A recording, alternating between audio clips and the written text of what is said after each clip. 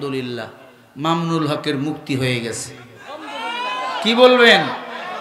জোরে বলেন, কি বলবেন? তোমরাই ভালো জানো, বাতিল যদি আমাকে ধরতে আসে তোমরাই মোকাবেলা করতে পারবা। সেদিন নাটোরে যেমন করেছিল, কই হুজুরকে ছাড়েন, না হলে কিন্তু একটাকেও ছাড়বো না। পরে পালিয়ে গেছে। আল্লাহ আমাকে হেফাজত করেছেন। চাটা খাইয়ে সেখান থেকে আমি চলে এসেছি, আলহামদুলিল্লাহ। আসো আমার সাথে একটু জেনা করবা। ইমাম গাজ্জালি চিন্তা করে, আল্লাহ আমি এখন কি করব? ও আল্লাহ, আমি যদি জেনা করি আমাকে জাহান্নামের আগুনে জ্বলতে হবে। তুমি আমাকে ইলম দিয়েছো, এই ইলম তুমি আমার কেড়ে নিতে পারো। ওয়ালাকিন জাআলনাহু নূরান নাহদি বিহি মান নাশাউ মিন ইবাদিনা ওয়া ইন্নাকা লাতাহদি ইলা সিরাতিম মুস্তাকিম।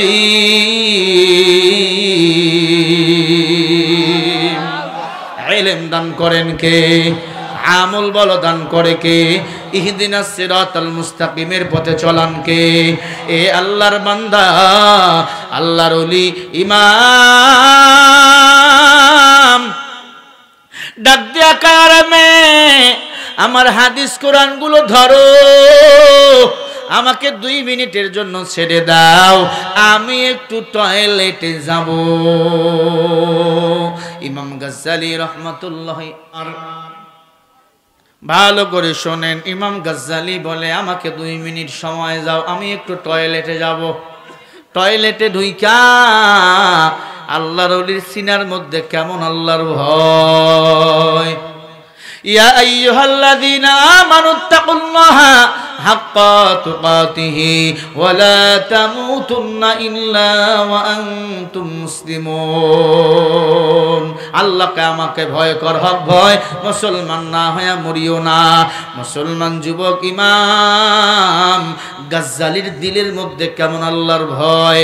একটা রমণী সুন্দরী মেয়েকে একা ঘরের মধ্যে নিয়ে কত সুন্দর আরামায়েশ করতে পারত, কিছু সময়ের জন্য করলেন না, কারণ তার দিলের মধ্যে বলো কার ভয়? আরো জোরে, আমার দিলের মধ্যে কার ভয় থাকবে? আল্লাহর ভয়। ইমাম গাজ্জালি বলেন, আমি টয়লেটে ঢুইকা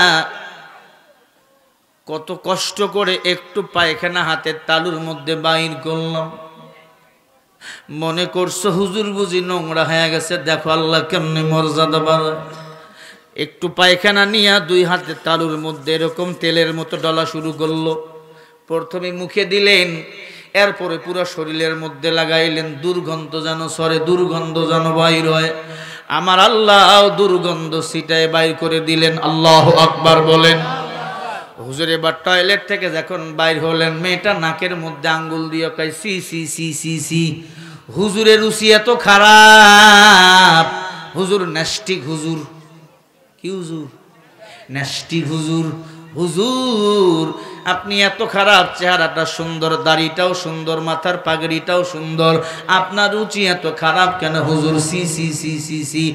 একে আসো হুজুরে বাহির করে দি। ইমাম গাজ্জালি বলে, আলহামদুলিল্লাহ তোর মালিক আল্লাহ, তুমি আমার সতীত্ব চরিত্রকে হেফাজত করেছো। ওরে কাপড়ে দাগ লাগিলে সাবান দিয়া ময়লা দূর হয়, চরিত্রে যদি একবার দাগ লাগে দুনিয়ার কোন সাবান দিয়া চরিত্র ময়লা দূর হয় না। قال رسول الله صلى الله عليه وسلم من يجمل لي ما بين لحييه وما بين رجليه اجمل له الجنه। আল্লাহর নবী ডাক দিয়া কয়, উম্মতের দল, 2 জিনিস তোমরা যদি হেফাজত করতে পারো, আমি নবী তোমাদেরকে জান্নাতে নেওয়ার জিম্মা নেব। বেঁচে থেকে অযথা বিদ্যা শিখে যদি না গড়তে পারি শোষণবিহীন সমাজটাকে, কি হবে? কিতাবাতিল তালিম দিয়ে মাদ্রাসাতে যদি সেই কোরআন হাদিস নিষিদ্ধ হয় আদালতে, ঠিক না ঠিক? এর চেয়ে মরাই ভালো, দেশের যাওয়াই ভালো। কি হবে ধোঁকা দিয়ে আল্লাহকে, কি হবে বেঁচে থেকে অযথা বিদ্যা শিখে যদি না গড়তে পারি শোষণবিহীন সমাজটাকে। কি হবে আলেম হয়ে ইমাম সেজে সমাজতে, আর যদি সত্য কথা উচ্চ স্বরে না বলিতে, চাকরির ভয় করো যদি ছেড়ে দাওই না গদি, কি হবে ধোঁকা দিয়ে আল্লাহকে, কি হবে বেঁচে থেকে অযথা বিদ্যা শিখে, যদি না গড়তে পারি শোষণবিহীন সমাজটাকে। কি হবে নামাজ রোজা ইমানদারির বড়াই করে, যদি ওই খোদার কোরআন নরদামাতে থাকে পড়ে, মসজিদের কোণে বসে জিকির যত করো কষে, এভাবে যায় না পাওয়া আল্লাহকে, কি হবে বেঁচে থেকে অযথা বিদ্যা শিখে, যদি না গড়তে পারি শোষণবিহীন। ঠিক না ঠিক? জান্নাত চির সুখের ঘর, জান্নাত চির সুখের ঘর, যদি জানতে ওগো তুমি, মায়া ঘেরাম রঙিন পৃথিবী নয়তো সুখের খনি, জান্নাতে পাবে তুমি মহান প্রভু আল্লাহর দিদার, জান্নাতে পাবে তুমি নাজে আমদ পার, জান্নাতে পাবে তুমি হুর গিলমান যা চাবে, জান্নাতের সবনে আমার তোমায় স্বাগতম জানাবে। শর্ত একটাই তোমাকে দিতে হবে কুরবানি, শর্ত একটাই তোমাকে দিতে হবে কুরবানি,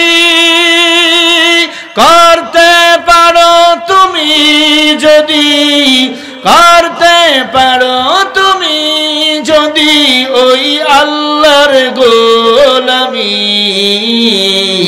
মায়া ঘেরা রঙিন পৃথিবী নয়তো সুখের খনি। থেকে নামাজ ভালো আর তুমি ঘুমাইও না, ঠিক মতো পড়িলে নামাজ জান্নাত হবে ঠিকানা। পশু পাখি ইট পতঙ্গ কেউ ঘুমিয়ে রইল না, মানুষ হয়ে ঘুমিয়ে থাকা ঠিক তো বোধের হবে না। রাহাত মন কঠিন দিনেতে নামাজ কিন্তু ছাড়বে না, ঠিক মতো পড়িলে নামাজ জান্নাত তবে ঠিকানা। আবার প্রাণের ভাই বোনেরা জলদি করে উঠে যাও, তাড়াতাড়ি উজু করে নামাজ পড়তে লেগে যাও। আহা নবী বেনামাজের শাফায়াত করিবে না, ঠিক মতো পড়িলে নামাজ জান্নাত হবে ঠিকানা।